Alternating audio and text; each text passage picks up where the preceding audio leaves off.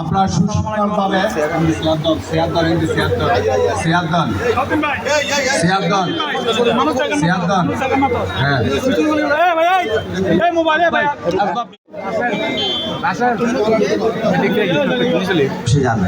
সবাই বসে যান। এখানে অন্যান্য অতিথি যারা এসছেন, সম্মানিত অতিথি, ওনাদেরকে বসার ব্যবস্থা করে দিন। পশ্চিম পাশে চেয়ার দিয়ে ওনাদেরকে বসার ব্যবস্থা করে দিন। এদিকে না, এদিকে না, পশ্চিম পাশে। অনুষ্ঠানের শৃঙ্খলা রক্ষার্থে আমি বরণ করবেন উদযাপন কমিটির কর্মকর্তা বাবু লিটন বড়ুয়া।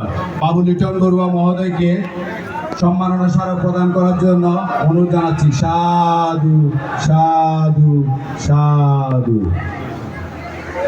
এবং আজকে এই মুহূর্তে সংক্ষেপে ওনার ধর্মদেশনা প্রদান করবেন। আচ্ছা, আমি তারা খুঁজে পাবে।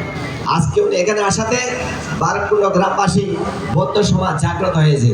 তিনি শুধু সীতাকুণ্ডের নেতা নয়, তিনি সমগ্র বাংলাদেশের পরিচিত অত্যন্ত একজন যোগ্য নেতা।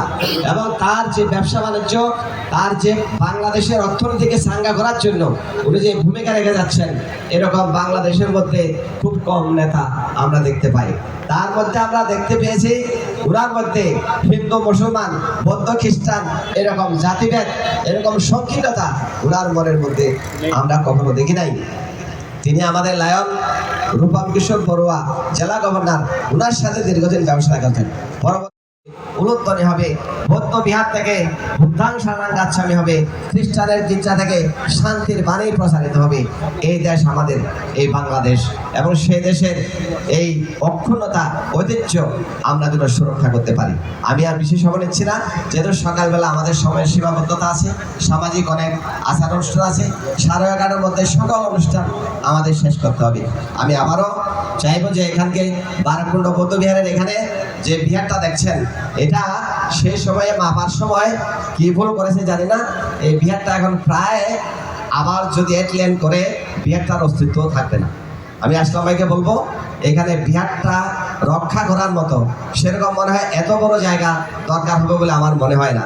সেই সময়ে কি কারণে অন্যান্য অংশ থেকেও এখানে অনেক বেশি ডবল জায়গা এখানে করা হয়েছে। সেভাবে যদি করা হয়, এই বৌদ্ধ বিহারটা কোনো অস্তিত্ব থাকবে না। আপনি একটু এই বিষয়ে দৃষ্টি দেবেন, এই বৌদ্ধ বিহারের অস্তিত্ব যাতে সুরক্ষা হয়। আরেকটা হলো, এখানে একটা বৌদ্ধ মহাশ্মশান আছে। আমি গতবার সরকার